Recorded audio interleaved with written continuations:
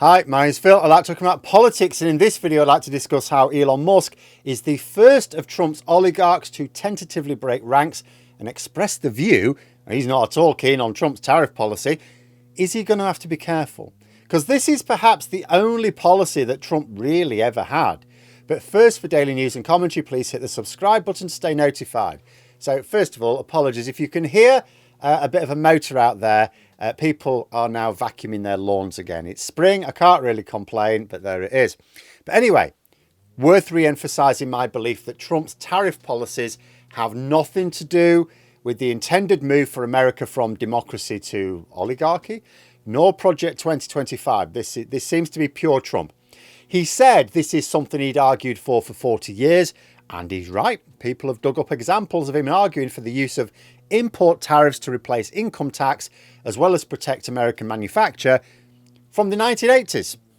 This massively predates any association he's had with any of the people advising him right now. Some of them hadn't even been born. So when Elon Musk says that he would prefer it if the EU and USA had a mutual tariff-free deal, he is expressing the view that Trump's tariff policy not all that favourable to him. I imagine he and others are willing to take the hit to their share value because they believe the intended carve-up of federal assets will be worth it.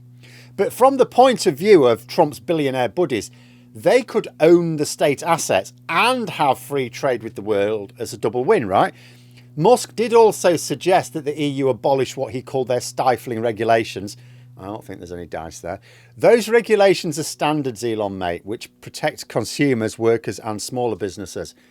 Musk should just sell products which meet those high standards instead of trying to undercut ordinary people. Because yet again, I mean, let's just consider Musk's wealth here. So, I mean, he has lost quite a bit, hasn't he? With boycotts against Tesla and now Trump's assault on the stock market. But his wealth is still such that if he were to lose 99% of it, I mean, let's say there was a proper stock market crash and he lost 99% of his wealth, he would still be a billionaire. To put that into context, Rishi Sunak, not only the richest MP in Parliament right now, I think he's the richest MP there has ever been in this country. Not counting his wife, just Sunak's own personal wealth sets him way beyond the dreams of avarice of almost everyone in the country. He paid to reroute the national grid to heat his new swimming pool, for goodness sake. And yet Musk, if he lost 99% of his wealth tomorrow, would still be about 10 times richer than Sunak. That is how wealthy Musk is. If he can become that wealthy with the EU's high standards, then those regulations aren't a barrier to his legitimate business practices, are they? Just the dodgy ones. Hence why the EU are preparing to fine Twitter potentially over €1 billion. But his comments about standards sits well enough alongside Trump, of course. He's not about high standards. I can't say it's because he's a right-wing free market capitalist, because protectionism is Trump's defining political philosophy, and there's nothing free market about that. But Trump certainly cares nothing about standards. But there, the similarities between Musk's position and Trump's end. You know, Musk can absolutely rage at EU standards all he likes, but it's his comments about wanting the EU to agree a tariff-free deal, which puts him in a particular... Well, he also talked about freedom of movement, which puts him in potential conflict with Trump and MAGA. Now, there's no immediate friction, I guess. Trump has claimed that he's up for doing deals with other markets if they want their tariffs reducing. But I don't really believe him. I can believe he might be prepared to lower some tariffs a bit in return for a very one-sided deal. But Trump is getting ready for income tax cuts. He needs the cuts to the federal budget, as well as the tariffs, in order to pay for those income tax cuts. I mean, he paid for it with borrowing last time, didn't he? But Congress seems to have blocked that idea earlier this year. So he needs to keep the tariffs high, broadly speaking. I guess he might be persuaded to lower them a little if he could be convinced that it would mean higher overall import tax revenues. After all, excessively high tariffs reduce imports.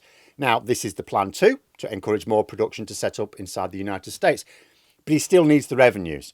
So he still wants America to import and pay the duties in order to fund his dream of replacing income tax like they did in the 19th century. Because, of course, trade and commerce can work exactly like it did 150 years ago. But if the EU offered to work on a tariff-free deal with the USA, I do not believe Trump would take it. In 2023, there were just over $600 billion worth of goods, specifically goods, imported into the United States from the EU. That same level of trade would bring in at least $120 billion in import taxes. I say at least because remember, there are 20% tariffs baseline for the EU, but 25% tariffs on steel, aluminium, cars and car parts, and the EU exports a fair amount of that. So with the same levels of trade, it would actually be worth more in import taxes. Of course, trade will go down, but still, it's not money that Trump wants to do without if he wants those income tax cuts, right? And he wants those income tax cuts. I don't know why, mind you, given that he doesn't seem to pay it, but nor does Musk, which is why he's presumably double upset at Trump's tariff plan. It's wrecking his wealth, which is in the form of stocks and shares. And he won't even benefit from the cut to taxes because he doesn't pay them. But remember, Trump wanted to bring in this tariff policy during his first term. He was blocked by his then secretaries of state. By the time he'd fired them, it was time to pretend to deal with COVID, so he missed the boat. This time, he has made sure to only surround himself with sycophants. He does not want his plans derailing again. This is a policy he has had for like 40 years. You're not going to persuade him it's a bad policy because Musk is whining. Musk also expressed a wish, as I say, for freedom of movement between Europe and North America. Not sure what the MAGA faithful will think about that. They absolutely blew their lids at him in January, didn't they? Over his support for more immigration. Although the MAGA commentators who attacked him then have since fallen into line once they remembered that Trump was also in favour of that specific form of immigration being proposed. But nonetheless, Musk was publicly talking about wanting a tariff-free deal with Europe, as well as freedom of movement. In fact, he specifically said he wanted an effective free trade zone encompassing North America and Europe. Naturally, the allergic reaction America has to product standards is not compatible with a very different view in Europe. But even expressing the desire for the USA to effectively become part of the EU, because that's what he's arguing for in legal terms, is a world apart from Trump's way of doing things. He wants the tariffs to form a protective ring around American manufacture, which is the opposite of being part of a double continental free trade area. And he wants the tariffs to act as revenue to reduce income tax, which I'm still baffled that a president who doesn't pay it even thinks about it, let alone cares about it. So what's Musk doing here? Just shooting his mouth off because someone was interviewing him and he doesn't really have anything of value to say? Is it a public expression of frustration with this one aspect of Trump's presidency which is needling him because it's not an integral part of the plan to basically let Musk and others loot the country? He's certainly not acting as a messenger for Trump here because this is the reverse of what the president wants. Does Musk need to be a little bit careful about going off piste like this? Or does he feel secure enough to make these small departures from Trump's policies in a way that the rest of the inner circle dare not do, at least in public? But there we are. Those are my thoughts. Let me know yours in the comments below. If you've enjoyed the video, please click the like button and subscribe for further content. If you'd like to support the channel further, you can click the join button for memberships. Thanks for watching, and until next time, I'll see you later.